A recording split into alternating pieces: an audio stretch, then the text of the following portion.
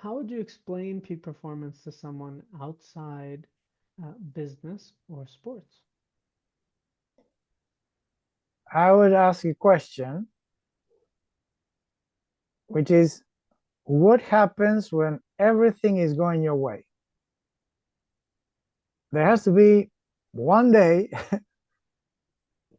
in the past, or one day a week, or one day you remember that you can describe the moment that everything was going your way. So maybe there was joy.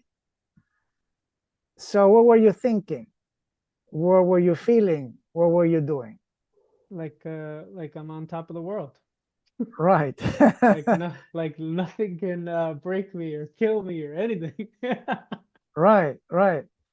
So that is like a red thread. You can pull from that thread and bring up every one of the concepts. Mm, Uh, because then the next question is why you couldn't sustain it, yeah, or when did you felt it partially, yeah, because that leads to, there are four responses to pressure. That is, one is walking away. I don't need this, I'm done. yeah. The second is I get angry because I don't have the solutions and I want to force the solution, or I'm blaming everything else but me. The third one is I keep trying and I might choke because I overanalyze, or because I don't have still the skill for the next final step. Mm-hmm. That is a typical, like a almost won, almost got it. Or I didn't have the answer and they didn't give me that post, you know. But because by not quitting, not getting angry, overcoming, choking, we get to love the challenge. Yeah. Mm-hmm. That's how you become a better competitor, because you will find the solution. Maybe you don't find it alone. You have to go ask. You need a mentor, you need a teacher, you learn. But if you don't quit, you're going to get there. Because there is always another way. Because in that mindset, you're always asking, what's the alternative? If I cannot take anything for granted, where is the alternative? I have to find the alternative.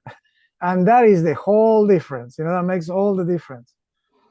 Yeah, and Yeah. I see how that connects to joyful, Yes. Yeah. because it's a consistent, constant thread of learning, and learning is exactly the peak of where you want to be.